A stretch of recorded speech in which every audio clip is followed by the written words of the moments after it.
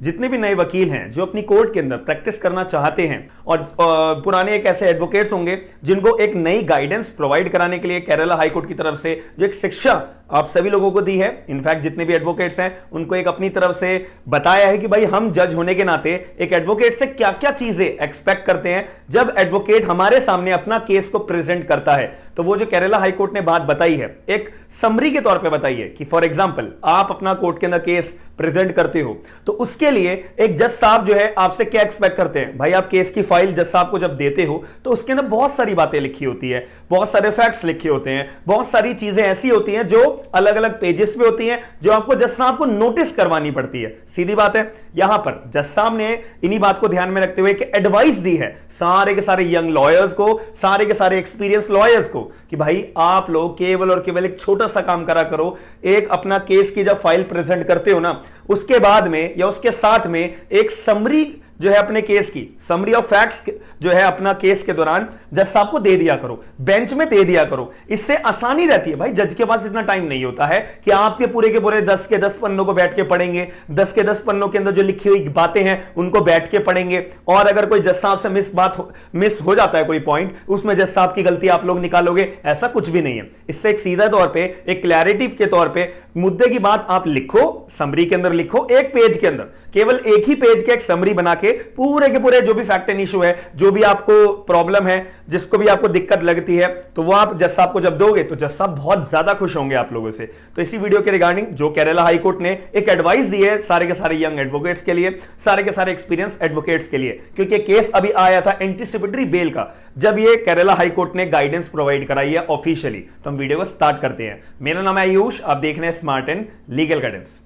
तो इसके अंदर आपको मुद्दे की बात बता दूं, लॉयर को जो अपना सबमिट करना चाहिए एक ब्रीफ। भाई जो सारा का सारा केस है उसके अंदर क्रक्स की बात लॉयर जो है बेंच को यानी कि जज साहब को अपना सबमिट करेगा एक अपना समरी ऑफ मैटर के तौर पे, एक पेज की समरी ऑफ मैटर होगी। ठीक है, केरला हाई कोर्ट ने एडवाइस करा लॉयर्स को कि भाई देखो लॉयर्स एडवोकेट्स जितने भी आप हमारे पास आओगे तो एक समरी लिख के लाना जिससे कि कोर्ट का अटेंशन आपके केस के अंदर क्लियर है। आपको पता होगा, आपने बहुत सारी वीडियोस भी देखी होंगी यूट्यूब पे जिसमें एडवोकेट्स को पता ही नहीं होता कि एक्चुअल में फैक्ट इन इशू क्या है। अगर कोई जज साहब आपकी केस की फाइल पढ़ने के बाद आपसे एक आधा क्वेश्चन पूछ लेते हैं और आपको पता ही नहीं होता कि क्लाइंट को जो है कॉज ऑफ एक्शन हुआ है, जी एडवोकेट कहता है सर जज साहब मुझे नहीं पता, या फिर कोई भी इशू आता है जिसमें एडवोकेट खुद कंफ्यूज होता है। अब यार जज साहब कैसे केस के अंदर क्लैरिटी लाएंगे, जज साहब कैसे आपके केस में इंटरेस्ट लेंगे, जज साहब कैसे जो है आपके कोर्ट के अंदर अटेंशन पा पाओगे आप कोर्ट के अंदर एज एन एडवोकेट, बिल्कुल भी नहीं पा पाओगे। अब इसमें नुकसान क्या होगा भाई, आपका एज एन एडवोकेट नुकसान तो होगा ही होगा, आपकी इज्जत गई पहली बात। दूसरी बात, जिस क्लाइंट ने आपके भरोसे पे आपको केस दिया था कि ये एडवोकेट मुझे इंसाफ दिलाएगा, भाई वो भी नुकसान हुआ उसका भी। ऑब्वियसली जज साहब को क्लैरिटी आप प्रोवाइड नहीं करा पाओगे तो जज साहब तो आपके केस को डिस्पोज ऑफ कर देंगे ना, या डिसमिस कर देंगे, बात खत्म। अब दोबारा कभी हियरिंग पे आप जो है करेक्शन करके एरर का मुद्दा लेके आओगे, फिर जज साहब के सामने कोर्ट में केस लेकर आओगे तो यार वो दोबारा टाइम वेस्ट होने वाली बात है ना। तो इससे बेहतर क्या है, कोर्ट का अगर आपको अटेंशन चाहिए तो आपको अपना केस फाइल देते दौरान एक समरी भी, एक पेज की समरी लिख देना मैटर ऑफ फैक्ट्स के रिगार्डिंग, जिसमें कोर्ट का अटेंशन डायरेक्टली आएगा। ये जो गाइडेंस है केरला हाई कोर्ट के अंदर जो दी गई है, उन जस्टिस का नाम था जस्टिस थॉमस, इन्होंने ऑनरेबल जस्टिस थॉमस जी, इन्होंने जो है सारे के सारे एडवोकेट्स को एक गाइडेंस प्रोवाइड कराई है जो मेरे हिसाब से लॉजिकली बहुत अच्छी बात है। जितने भी बच्चे जुडिशरी एग्जाम्स की तैयारी कर रहे हैं वहां पे एक लैंग्वेज पेपर होता है जिसमें आपको जजमेंट राइटिंग लिखने के लिए बोला जाता है, आपको जो प्रिसाइज राइटिंग लिखने के लिए बोला जाता है, आपको जो एस्से लिखने के लिए बोला जाता है, आपको हिंदी टू इंग्लिश ट्रांसलेशन के लिए बोला जाता है, इंग्लिश टू हिंदी ट्रांसलेशन के लिए बोला जाता है। क्यों? इसीलिए क्योंकि एक एडवोकेट के साथ साथ एक जज साहब की भी ड्यूटी होती है कि भाई ड्राफ्टिंग इतनी बड़ी चीज है ना, एक वकालत में और एक जजशिप में एक ड्राफ्टिंग इतनी बड़ी चीज है जो आपको लाइफ टाइम काम आएगी। एक वकालत के अंदर जज साहब का टेंशन पाने के लिए और एक जज साहब के लिए आपकी ड्राफ्टिंग की स्किल्स को चेक करके मुद्दे की बात को पकड़ के आपको जस्टिस दिलाने के लिए। सिंपल बात है। तो यहां पे ड्राफ्टिंग जो है दोनों साइड से बहुत ज्यादा इंपॉर्टेंट है। तो आप मेरी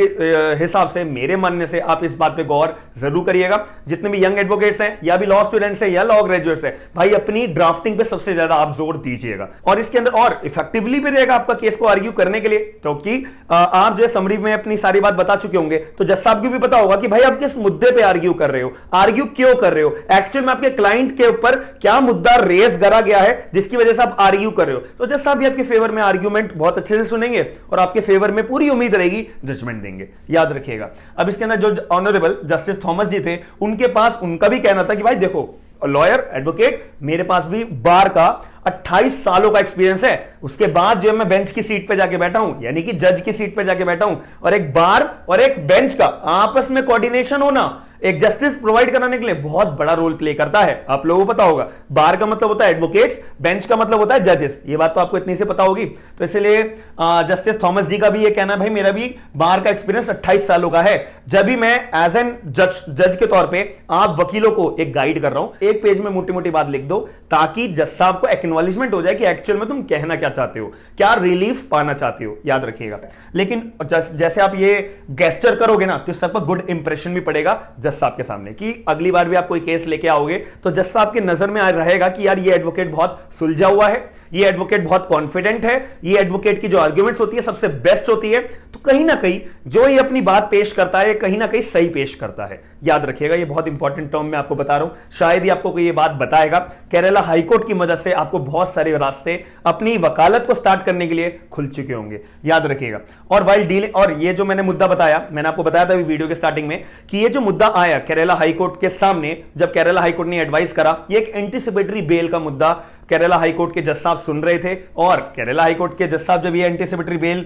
सुन रहे थे और जब आर्ग्यू हो रहा था, आर्ग्यू के टाइम पे एंटीसिपेटरी बेल के, तो केरला हाईकोर्ट के जज साहब थे थॉमस जी, इन्होंने फिर आर्ग्यूमेंट वाले वकील को, काउंसिल को, डिफेंस काउंसिल को पॉइंट आउट करा, वकील साहब एक आर्ट जो है, एक कला जो है ड्राफ्टिंग की बहुत बड़ी चीज होती है, इसीलिए वकील साहब जब आप नेक्स्ट टाइम मेरे सामने ये केस को प्रेजेंट करोगे तो एक समरी जरूर लेके आइएगा। और मैं आपको ये बोलता हूं कि भाई जल्दी से जल्दी आप एंटीसिपेटरी बेल अगर अपना रिलीफ चाहते हो या कोई भी रिलीफ चाहते हो अपने कोई भी पर्टिकुलर XYZ केस के अंदर, तो समरी ऑफ द केस, एक गुड ड्राफ्टिंग स्किल्स को प्रेजेंट करना और एक टेंशन पाना कोर्ट की, और इससे आपकी गुड इंप्रेशन भी पड़ेगा और आपका जो केस को डिस्पोज ऑफ कराना है या आपको कोई रिलीफ ग्रांट करानी है बहुत ईजिली हो जाएगा। तो मैं आशा करता हूं कि जितने भी यंग एडवोकेट्स हैं या फिर जो लॉ ग्रेजुएट्स हैं या कोई एक्सपीरियंस एडवोकेट है, उनको ये बात मेरी बहुत अच्छी लगी होगी। केरला हाईकोर्ट साहब ने जो ये बात बताई है, तो इसके अंदर में आपको क्लैरिटी आई होगी कि पहले आप जो गलती करते थे, अब आने वाले टाइम में जब भी आप कोई केस फाइल करोगे कोर्ट के अंदर या अपनी फाइल जो है वो पेश करोगे जज साहब के सामने, तो एक समरी